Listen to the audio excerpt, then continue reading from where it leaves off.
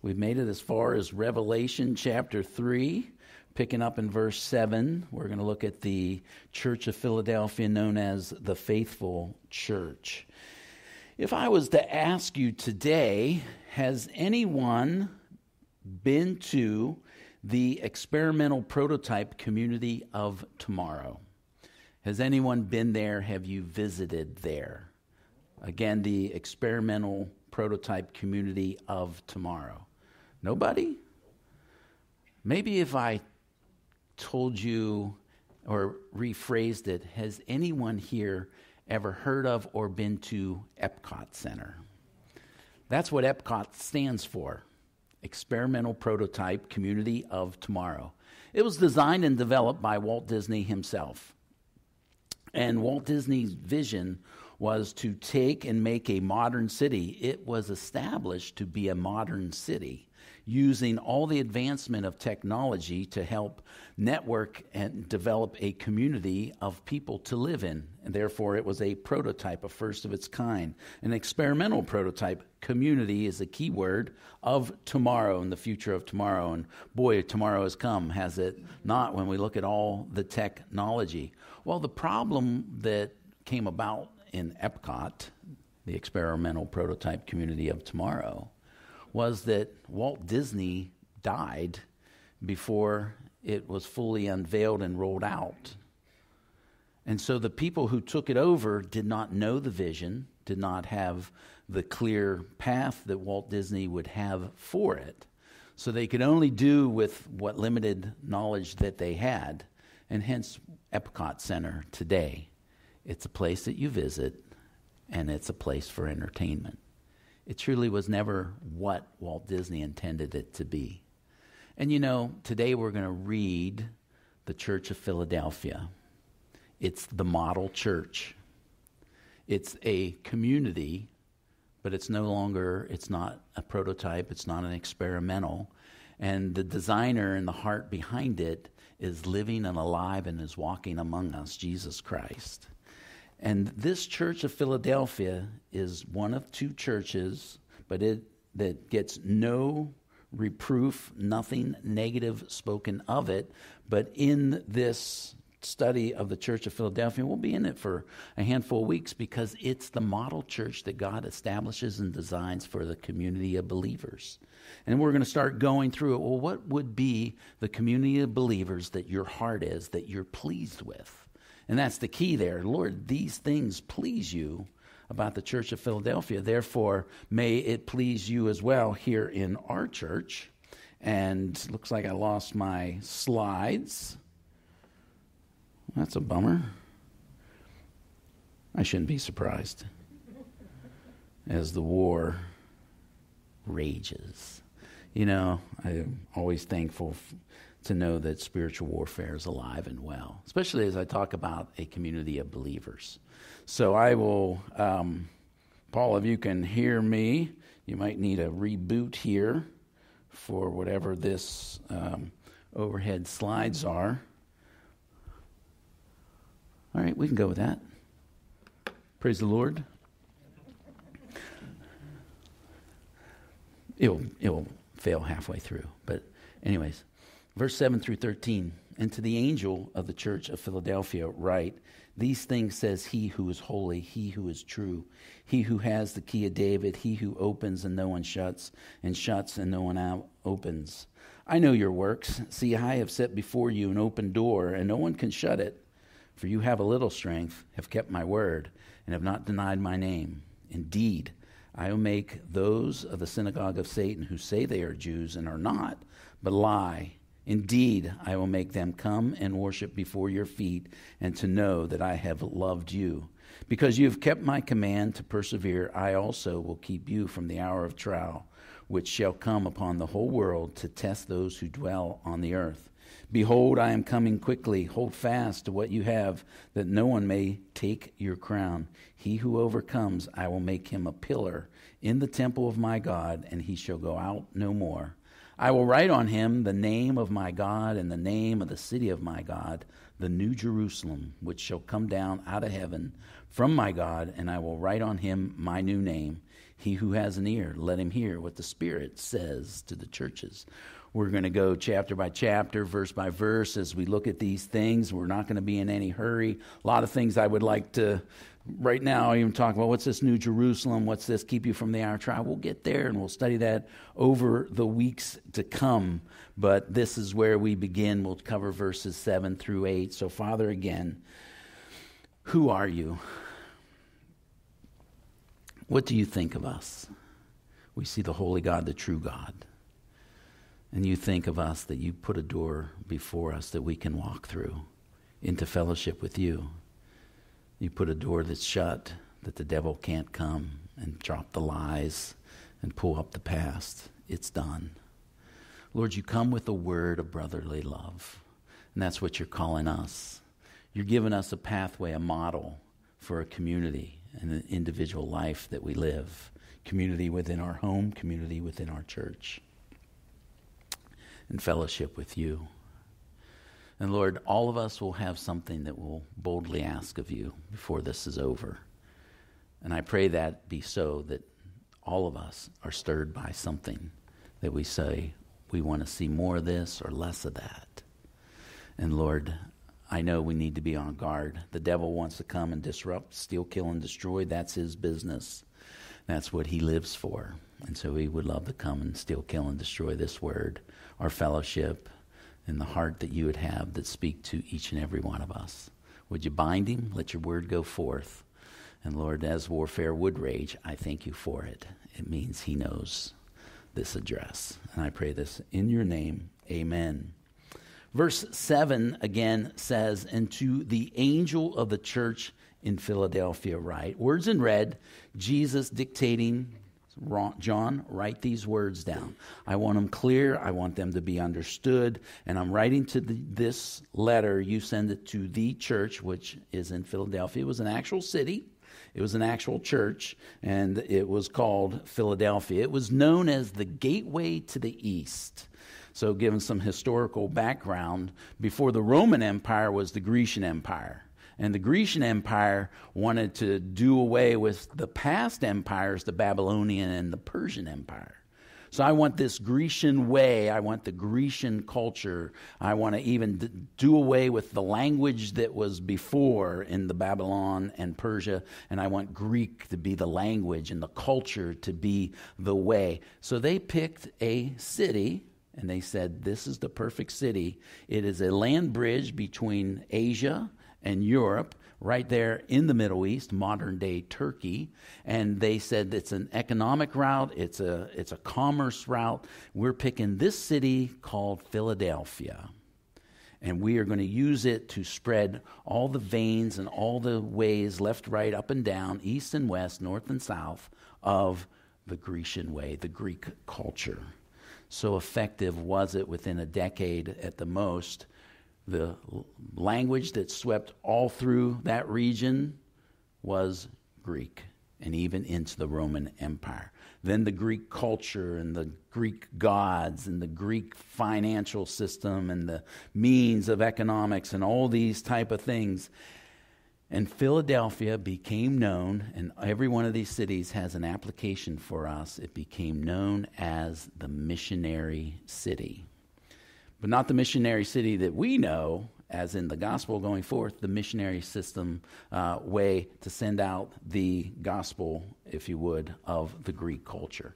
Well, Jesus uses every one of these cities and their means. We looked at Sardis, our last study, and that's what's so prevalent as we look at Sardis, and it flows into here, this church of Philadelphia. You know, the Sardis was known as the church as the thief in the night, as they were military taken twice, like a thief in the night, not even known. They slept and thought they were in security, and in the middle of the night, the armies came and defeated them, not just once, but twice. Well, here is, and that was used as a, hey, I come as a thief in the night. Sardis, he spoke of, you have a name that you're alive, but you're dead. Everybody thought you were the church to be, but I know that you're dead. Everything that you're doing in there is just Epcot Center. People visited and they were entertained, but the Word of God wasn't moving, and the Spirit of God had left long before. But here we come to this church of Philadelphia, complete opposite of that. And it was a missionary city, and they're going to have an open door. We're going to talk about that. And they would go spread the gospel. From church history, period of church history, we always talk about that. What was going on literally, historically about that city? And how does that fit to what we're being told? Tell us about the church itself that existed. But every one of these is a church period. And we talked about Ephesus, first love, right after the cross. And we've gone all the way through from into the Dark Ages is what we ended there. Thyatira, and then we came into here where we look at Sardis. It was the Protestant Reformation. And then now we come in after the Protestant Reformation became the greatest mission explosion in the history of mankind. Every continent and every part of the world was touched by world missions like no other time in its day. And that time is now closing up, as I was sharing earlier this morning in the first service, in that, there's places that I've gone in this world to share the gospel that I cannot get back into. The door has been shut. And it was a wide open door. God opened a door. We went in. We took the opportunity that we have. Would love to go back, but I can name you 3 places real quick right now. They blacklisted. You cannot come back in. And so that door is closing again of the world missions. But this city, and for the relevance of our study here and the personal application for us, it was a missionary city. Literally, for the Grecian culture, became a missionary city for the traveling of the gospel. And it was amazing. It was called Little Athens. Athens, Greece, beautiful, Mediterranean. Athens had all these pillars and temples and opulence and structures. Well, that's what they did here in the Church of Philadelphia. So when people would come on their travel through this travel way for commerce, they'd come into the city and go, wow.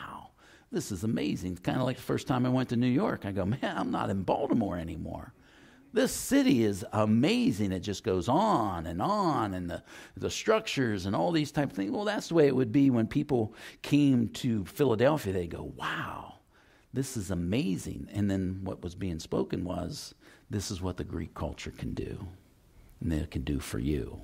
And people would go and they'd tell people, man, the Greek culture, it's the place to be and it's the way to live. So that's the background. The other background of this city is Philadelphia. We know it as brotherly love, phileo. Those Greek words, 3 primary Greek words for love. We just give one, I love my dog, right?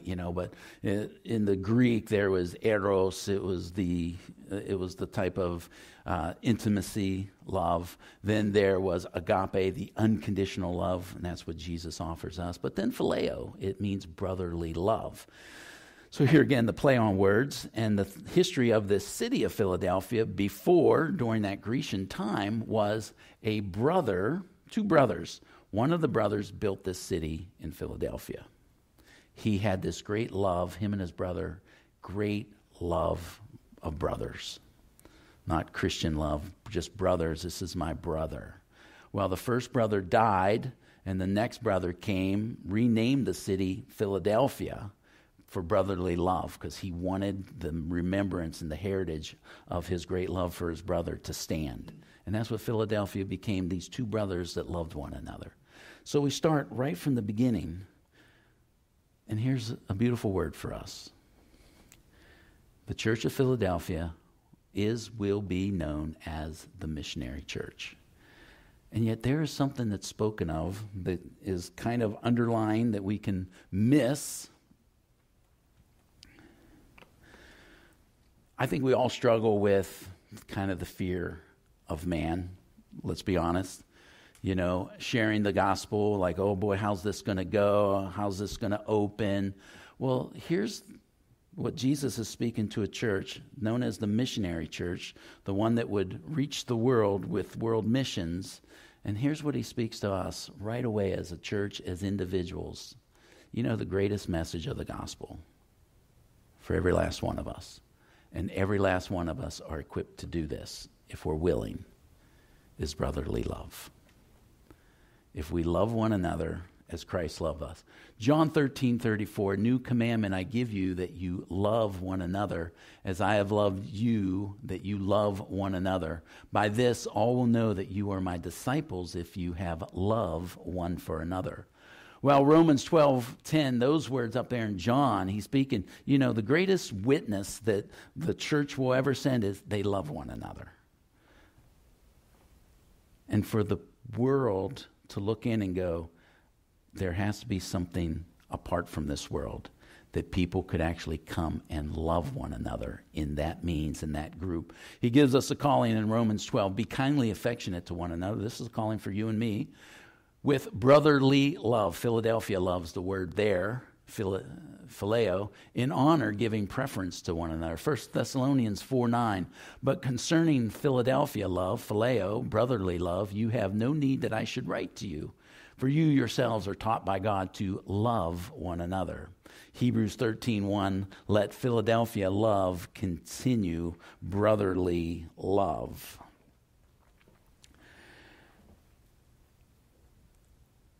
Somehow, I don't know how I got convinced. Sometimes you just do what you have to do as a father, as a husband. I was convinced into going to Raven Stadium yesterday to watch the Pittsburgh Steelers play the Baltimore Ravens. We live in a split home. I've become all things to all men that I might win some. And the true confession is, I'm from Western Pennsylvania. Don't leave. You can... Don't. This is bad for those on the worship leader just left. He just found out that I'm from Pittsburgh and that I'm a Steeler fan. So we go up to the stadium, and it's a split family. There's 4 of us. And one son, total Raven, gear and all. Other son, total Steeler, gear and all. I wear a Steeler hat. One of the people in the home, total fraud. I won't name names, total fraud. She wears black. So it all depends. I'm a Steeler fan. See, I'm wearing black. Well, I'm a Ravens fan, when the Ravens wear black. Yeah, so. But here's my point that I want to make about this is, I went. Anyways, I did not find, this is going to shock you, I did not find brotherly love in Raven Stadium yesterday. I was shocked. It was beyond me. One guy, it was kind of funny. So my younger son, he has the terrible towel. And it's been soaked in rain for about 4 hours at this point. It's like ready to turn to ice. I said, hey, let me carry that for you because it just takes the heat right out of your body. Let me carry that for you. I'm not realizing now that I'm walking through on the exit a Steeler ball cap and a terrible towel. And some guy actually gave me a love bump from Baltimore. I was like, it's just a game. it's just a game. And with all the joking aside of like, man, this is tough. This is a tough place to be for football fans. Brotherly love was distant and far. But of course, I didn't expect brotherly love. You see the point that I'm getting to. But in the church, brotherly love.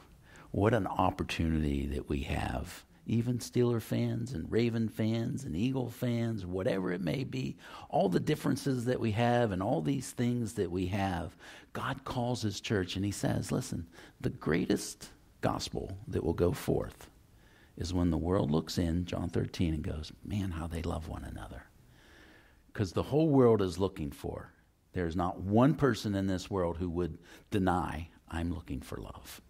I want to be loved. I want to be valued. What is love? I want to be valued. I want to be respected. I want someone to see me and accept me. And here's the thing as a church. as Christians. Whereas in this church or the other churches in the community that we interact with as we go to work together or whatever it may be, we look, he who began a good work will be faithful to complete it. And I think sometimes we look at people and go, you know what, this person just rubs me the wrong way, or this person, I just can't connect with them. And of course I just look, well, God's not done with them. But if I'm going to love them, man, one of the greatest things I can do is, God, if I go love them, I can help get them to where you want to get them. And so many times when you get there to help them, you find out, oh, wow, what God's doing in you as he starts showing things about himself. Because, see, we can't go love without the love of Christ. And when we go love with the love of Christ, then who we go with? We go with God himself. And we're taking the love of Christ and we're going out and we're pouring that out. And the whole world wants that. And this is the place for that. And I just pray, all of us want to be missionaries. All of us want to do great things for the Lord. I think the first thing, you know what? I'm going to love that person. Maybe there's someone right now in your mind that you're going, I really haven't been loving them. Oh, I see them, I avoid them, and God says, man, you want to be the greatest missionary, the Church of Philadelphia, go love that brother. Be kindly affectionate. Show your heart to them. So this is the brotherly love city. And it goes on to say in verse 7, these things says he, capital H, who is holy, and he who is true. So, mind you, 7 churches, 5 have corrective points, pokes, corrective actions. 2, Jesus says nothing negative. Church of Smyrna, the church that was persecuted, Smyrna, they were crushed. They go through 10 waves of persecution. That was the period of the 5 to 7 million Christians were martyred from 100 AD to 300 AD. Jesus says nothing negative about that church. And here he comes and he says nothing negative about the church of Philadelphia. But in all these churches, he gives some self-identification of himself. And that self-identification for the churches that needed corrective action were, this is what you need to correct the action that needs correcting. Well, here, since this church is not under a negative point, here's what he's saying as he speaks: he who is holy and he who is true. What you're doing, and he's going to speak, hold on to. This is what you're doing, and we'll see that he, as we read through, and we're going to see him say, overcome. He's going to say, hold fast. Hold fast to what you're doing.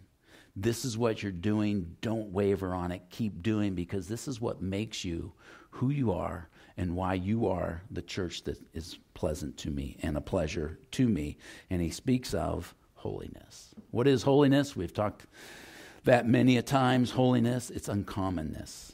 We spoke of Jesus. I'm not like the world. I'm not like Pergamos, mixed marriage. And the church of Pergamos that we studied, it mixed itself with the world. And so here it was, hey, you come in, you get a little bit of the world, you get a little bit of Jesus, we mix it all together, and you know what you got? You got Epcot Center. That's what you got. And here he's coming, he's saying to the church of Philadelphia, oh man, you who are holy, I'm uncommon, and so are you. You're not living like this world. You're not letting the world come in and mix and taint you. Holiness, purity, holiness, set apart, holiness. Here I am, Lord. What would you have of me? And this was the power, and I would just want to say this for all of us.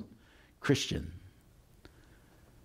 the greatest power that you'll have in your life is holiness.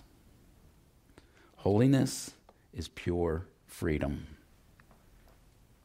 It's a calling.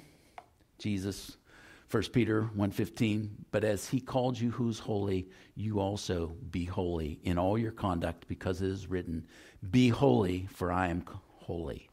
Matthew 10:32, if you confess me before men, I'll confess you before my Father in heaven. If you deny me before men, I'll deny you before my Father in heaven. That's people in this church. You would not deny my name, as we studied. Well, yeah, that's like when people come and they would, are you a Christian? Do you believe this Jesus? Yes, I do. And they wouldn't deny it, but it goes deeper than that. They wouldn't deny the Word of God that called to live holy. They lived holiness. And so there's the power. We can say, yeah, I'm a Christian. I believe Jesus Christ is Lord and Savior and the way, the truth, and the life. But then there's this whole other thing of, you know what? And his word says, you fill in the blank. Be holy. His word says no to this. His word says love to that. And this is what they wouldn't deny. They would live in this power. And we see the power of it in Revelation 4. When we get there, the four living creatures, they're going to be around the throne for 24 hours, 7 days a week, if time put it into our time domain. And what do they say? Holy, holy, holy, Lord God Almighty, who was and is. Holiness is the sound of heaven. It's the words and the music. And when we get to heaven, we stand before him, all that's going to be around us is holy. And yeah, there's a calling there. That's what we'll live in heaven. And here's what the calling is, and this is what the calling is now. Live in the holiness now. And I want to tell you, the beauty and the power of holiness. Isaiah 35, verse 8. A highway shall be there, and a road, and it shall be called the highway of holiness. The unclean shall not pass over it, but it shall be for others. Whoever walks the road, although a fool, shall not go astray. Here stands before you a fool. And what the Lord did in my life, the Lord would step down and say, Ray, after salvation, I got a way for you to walk. And there's foolish things that will take you into foolish places and will do foolish destruction into your life. But Ray, if you walk in my holiness, you shall never go astray. The safest place for a Christian to walk, the safest place for a Christian to be, is in holiness. And you will never stumble. You will never be taken out. You will never drift into a place that you shouldn't be. And then there's this place that comes. It turns into the beauty of holiness. Psalm 96, verse 9. Oh, worship the Lord in the beauty of holiness. Tremble before him, all the earth. Psalm 29, verse 2. Give unto the Lord the glory, due his name. Worship the Lord in the beauty of holiness. 1 Chronicles 16:29. Give to the Lord the glory, due his name. Bring an offering and come before him. Oh, worship the Lord in the beauty of holiness. This is more than worship songs. It's a life. And we worship the Lord in the beauty of holiness by this life of living in the holiness of the Lord. And this is the power of this church. And this is the place that they were safe. It was what made them who they were, because they would not yield on holy, holy, holy Lord God Almighty. And when you read verse 9 of Revelation 4, after that holy, holy, holy, verse 8, it says, because you're worthy. It's ultimately, I can tell you, it's wisdom. It's the safest place to be, walking in his way, walking in the holiness, but he's worthy of it. And you want to be free? The freest place you can ever be is walking in his holiness. And it's safe, and you will have, John 10:10, I've come that they may have life and that more abundant. And it's a beautiful call that he would have for us. And you know, he goes on to say, verse 7, and he who is holy, he who is true. This is the real thing. This is the genuineness in Jesus. When I look at Jesus, I can just come into this beauty of this is the real thing. Everything else in the world, if you would, is an Epcot. It's all this illusion that the world says this is what life is, and this is the joy that you have for $375, I think it is, for a ticket or something crazy now. And it's over in 8 to 12 hours, and he comes, here's the genuineness of the glory and the beauty that you can have all day, every day, and in this beauty of holiness for a lifetime that I call you. And he comes and he gives these wonderful words as he goes on. He who has the key of David, he who opens and no one shuts, and shuts and no one opens. So this goes back, the keys of David. He's making a statement here, and it takes us back. This is a direct quote of Isaiah 22, starting in verse 22. The key of the house of David I will lay on his shoulder. So he shall open and no one shut, and he shall shut and no one shall open. And it's a story that correlates. It's about a treasurer who's given the treasury of the kingdom of David. He misused it. He was corrupt. He gets replaced by someone who was faithful. That man now has the keys. It's a representation to us that God has all the spiritual inheritance that he offers to us. And the story is told about the replacement, and it's a promise and a picture of Jesus Christ who will come and open up the storehouse of all the inheritance, spiritual inheritance that he wants to give us, Ephesians chapter 1. And that could all be a great and wonderful study, but I want to point you to this because I think we all need it. In verse 23, he goes on, and I will fasten him as a peg, speaking of the treasure at that time, but it's prophetic, messianic, picturing, pointing to Jesus. I will fasten him as a peg in a secure place. And we know it points to Jesus because he's identifying it here, words in red, in Revelation chapter 3. I will fasten him as a peg in a secure place, and he'll become a glorious throne to his Father's house. They will hang on him all the glory of his Father's house, the offspring and the posterity, all vessels of small quantity, from the cups to all the pitchers. I love it. It's just one of the most beautiful passages to me in what's being said. Jesus is speaking of, I'm a peg that you can hang everything on. Anything and all things that you want to hang, you hang on that peg and it will be immovable. Whatever it is, Christian, that you need to be secure. And you're thinking it right now. I need this to be secure in my life. My personal holiness, my relationship, my purity, my you fill in the blank. Jesus is saying you can hang it on me and it will be immovable. I tell the story because I love the story. So it's worth telling again for the two of you who probably never heard it before. True story. Man surfing down in the jetties, which is great because the water breaks the special way on the rock. Storm comes out of nowhere. No one sees it coming. He's on his board. Storm rages, waves beyond anybody's surfing ability. Knocks him off his board. Board goes to the shoreline. He's stuck several hundred yards off the beach. No way to swim through the massive waves, and that he's going to go under. The only thing he has was a short swim over to these rocks. And he grabs onto the rock. He gripped his hand into the cleft of the rock. And as the storm rages and the waves rage, his body is getting thrown up and down, beaten, pounded, up and down. But he's holding on to this rock, and people are on the shoreline just watching the whole thing. They can't do anything. They're just watching him get beaten. Everybody's wondering, will the man make it out alive? Well, finally the storm subsides, and the man makes it back into shore. He comes in. He's beat up. He's bruised. He's battered. And people come running up, and they said, oh, man, we watched that for 15, 20 minutes. You were just getting tossed and beat back and forth upon that rock by those waves in the storm. We didn't think you were going to make it. You were just beaten and tossed. To which the man says, that I was. But did you notice that rock never moved?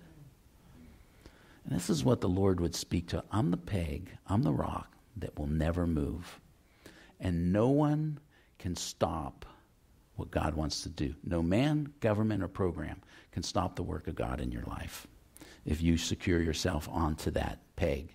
There's a message that's clearly being spoken of when he speaks of the lineage of David, because the Messiah, the King of Israel, must come through the lineage of David. Jesus, to be the King of the universe, take the title deed, he must be the King of Israel. He's declaring it very clearly, I'm the King of Israel. In the book of Esther, Haman tried to destroy the lineage of the kingdom of David. Herod in Luke, when Jesus was born, tried to destroy the lineage of the king of Israel.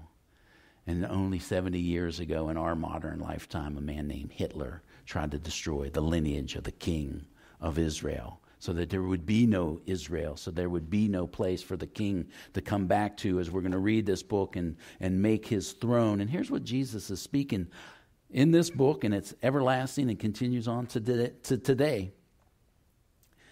Just as the devil wanted to try to steal, kill, and destroy this lineage, he can't. Because I have the key, and a key represents authority.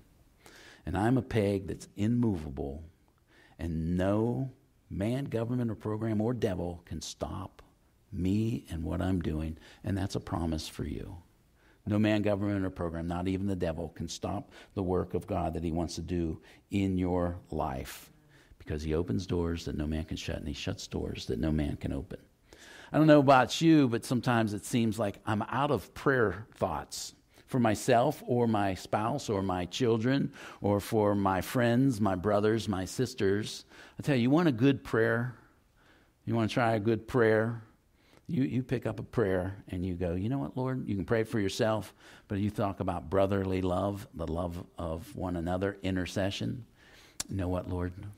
I pray for my son. I pray for my daughter.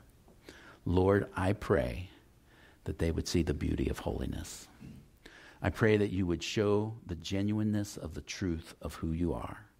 I pray, Lord, that you would speak to their hearts and that they know that there's a peg that they can grab onto and not be moved no matter what is tossing them, no matter what is battering. And Lord, I pray, would you open a door for my spouse?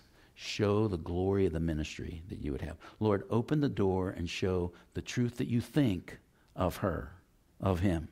Lord, would you do these things? I'm asking in he who holds the key to authority. And this is Jesus. He comes, I got all the authority.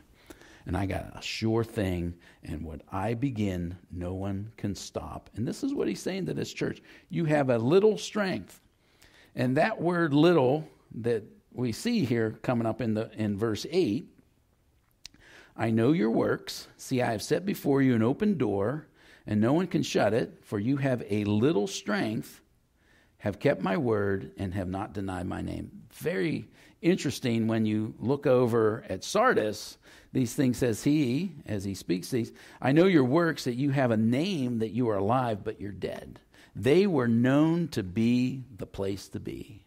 That's where God is moving. He says, everybody in the community thinks that's the place to be. I don't.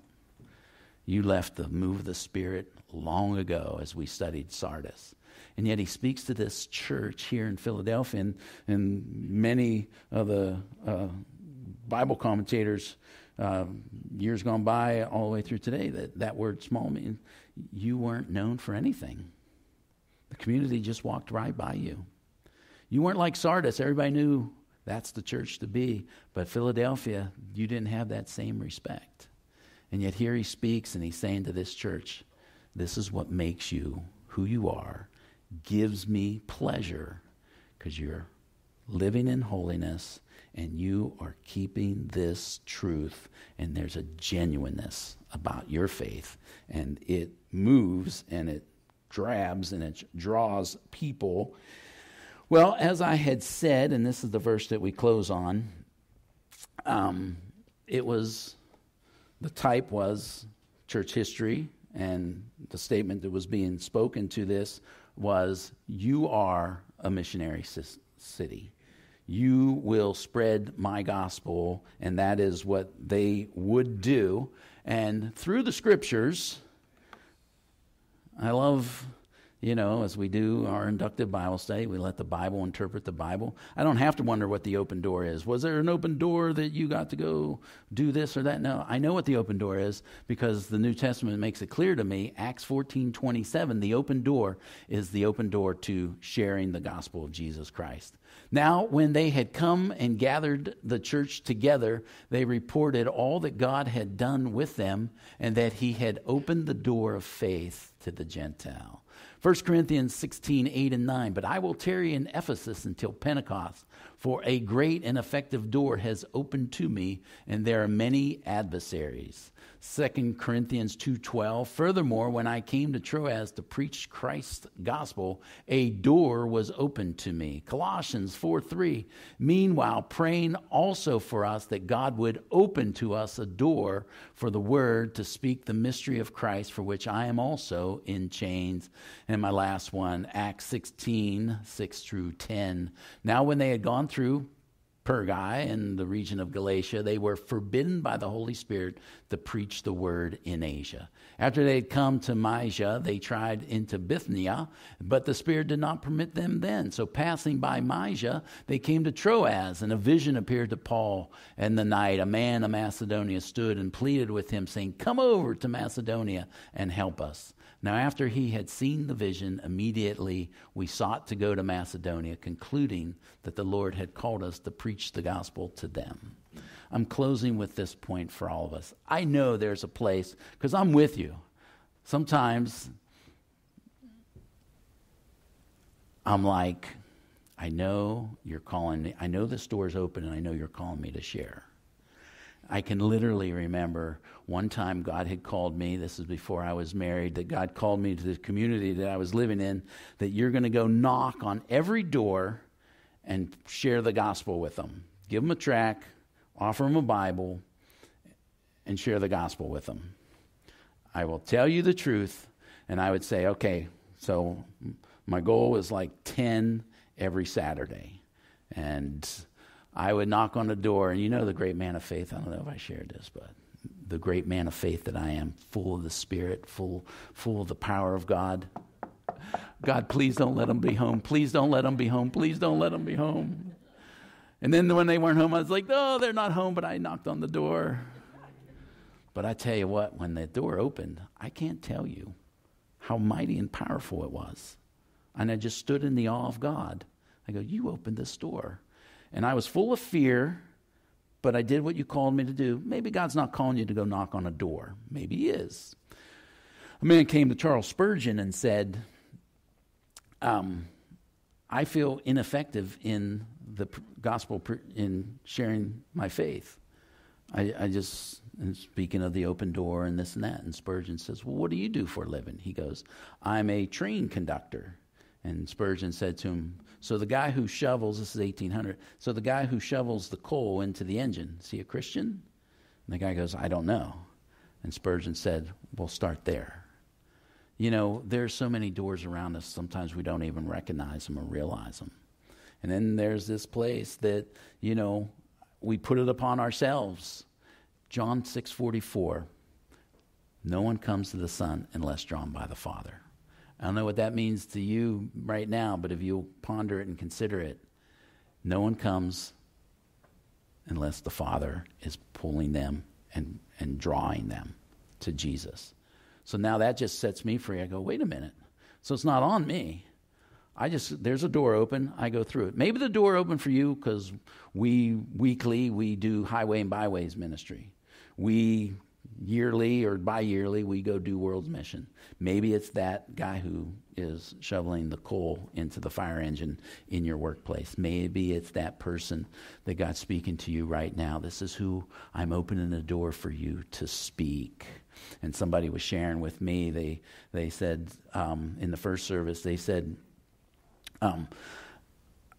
I get, where I work, I get these subs, and I always keep one to save for my walk to my car, expecting that God's going to put somebody in my pathway who's hungry. And I said, you know, that's awesome. And I go, you know what else would be awesome? Just put the Gospel of John in there. Say, here's the bread of life. God has a plan for you. He loves you. And here's food to meet your need right here and right now. The point of evangelism and the point that made this church so great is it doesn't need to be something. I think we overwork it, and then I think the devil comes and he piles on top of us. I think there's always that saying of, I'm not called to be an evangelist. Jesus would say to, Paul would say to the young protege, Timothy, do the work of an evangelist. Jesus would tell the church, go make disciples, baptizing them in the name of the Father, Son, and the Holy Spirit. There's clearly a calling, but Ephesians chapter 4 gives these 5 things. And God gave some to be apostles, prophets, evangelists, pastor teachers, and the key word there is for the equipping of the saints for the work of the ministry. He raises up special people to equip saints to go do the work of the ministry. the Billy Graham, if you would, he can't go on the train and speak to the man who shovels the coal. And he might not have the ability to go across the street because a missionary isn't someone who sees the cross. It's someone who crosses the street. It's just that simple. I just go across and I just want to share these things with you, but it's for the equipping of the saints that we might go, because we can do way more than the mass crusades. And so what's my point of, Ray Comfort, Way of the Master. You want to learn some good evangelism. How do I share my faith? Man, the Way of the Master, Ray Comfort, he's the master is Jesus Christ, but this guy, he's the master at how to present the gospel. He's been given a special gift on how to equip the saints for the work of the ministry in the place of evangelism. And I remember, and I know I've probably shared this with you before, when I lived in Florida and worked down there, before I moved up here, before I was married, had a family, hanging out with a bunch of my friends, and we would go fishing together. And last thing I am is a fisherman, that's for sure. Living off the land is a tall order for me. Well, my one friend, his 3-year-old daughter, man, she was like, I was like, this is impossible. She is never going to catch a fish. I don't even think the worm gets wet. It's like she slings it out there, and then she's 100 miles an hour, that thing's coming back. So there's no fish in the world that's fast enough to catch the way she reels us in and out. So, I never catch anything. Daddy, can we go home? And these type of things. So what would I do? I would take my rod, I would cast, I would sit, I would soak, then I would hook. Fish on. I'd snag it, do my hook. Oh, I know I got this one locked hard. Then I would flick my little button and let the slack into my line. So now there's all this slack in my line. And then I would say to my friend's daughter, I go, hey, hold my fishing rod. Let me rebait yours. And let's switch for a minute. So she'd take my fishing rod. And I go, hey, take that slack out of line. Got to keep that taut. So she would reel in a little slack. Well, guess what happened when the slack was gone? Fish on. I'd already hooked the fish. In her mind, fish was on because of her. And she started, and the excitement, and these fish were too big for a 3-year-old. It was my friend, my dear friend. I would come, and I would wrap my arms around her, and I would hold the rod so the rod didn't end up in the canal. And we would reel that fish in together. And all of her mind, she caught the fish. But in all the truth, I hooked it, and I was helping her reel it. And this is evangelism. No one comes to the Son unless drawn by the Father. In the Church of Philadelphia, it was an open door. I open doors for you. And I give you power, and I give you these great strengths in these places. And the word clearly is, I say, if I'm not evangelizing, I'm fossilizing. It's amazing how much brotherly love I have for my brothers, sisters when I'm out sharing the gospel. My heart was totally moved and broken over all those Ravens fans last night. I'm sorry, let's skip that. But I was praying last night. But you watch the world, and me and my son were talking, joking kind of, and I go, being up there watching the game, a lot of those people, that's all they have to live for, because no one has told them there's something even greater. And so God moves on our heart. He opens the door. He closes the door. And, and there's this place where maybe the door shuts, and you're like, I really thought that door was open for me. And now I'm disappointed. I thought I was going to go on that mission trip. I thought I was going to go do this and these type of things. Then the door shuts. And I love what Pastor Chuck, he tells a story, and this is where I close on. A little boy spent all this time greatly investing in building this model boat. puts the whole boat together. The day comes to go put it into the stream, and he goes puts it into the stream, and he's going to watch it float, and he's going to go meet it down at another pinch point and pull it back out and do it again. And he's watching the boat. He's enjoying his moment and the labors of his fruit and all these things. And this huge wind starts stirring. It flips the boat over, and it sinks his model boat to the bottom of the water, lost and gone. And so the father's looking like, well, now how's he going to react? And the boy looks at his dad and goes, you know what, Dad? This wind, it's great kite weather. Let's go fly a kite together. You see the point? Sometimes God just closes the door. We're like, I thought I was going to do. God's like, no, I'm changed. I'm opening this door. And it's a wide open door. And sometimes we go, okay, I'm flying a kite rather than sailing a boat. And this is how he opens. And this is what makes this church so great. It's a model church. It's a beautiful church. And to the angel of the church in Philadelphia write, these things says he who is holy, he who is true, he who has the key of David, he who opens and no one shuts, and shuts and no one's open. I know your works. See, I have set before you an open door, and no one can shut it. For you have a little strength, have kept my word, and have not denied my name. Lord, you are the peg and the beauty of holiness that we can hang all things on to. And what you want to do, no man, government, or program can stop that work in us. You open doors. And the beauty of you step in. But Lord, you know every person in here. And you have the key, which is authority. And you can unlock all of us. You can unlock us into all that you want us to be, all that your heart desires us to be. Lord, we're standing here right now, church, before we worship in the beauty of holiness. Just unlock us, Lord. What is it that you want to unleash in us and let it pour through us? What is it that you want to pour into us? And Lord, maybe there's some things as we've been studying that you were talking that you want to lock up. Part of it is the handwriting that's been written against us. I pray for any and all that we would let that be locked up. That life is done. Devil may try to bring it up and say, you once were, and try to keep us into that thought that we're not enough. Would you lock that up? We've been bought with a price, and that's the precious gift of Jesus Christ. And the price that was paid demonstrates what it was worth. If you would give your only begotten Son, then how much are each and every one of us worth?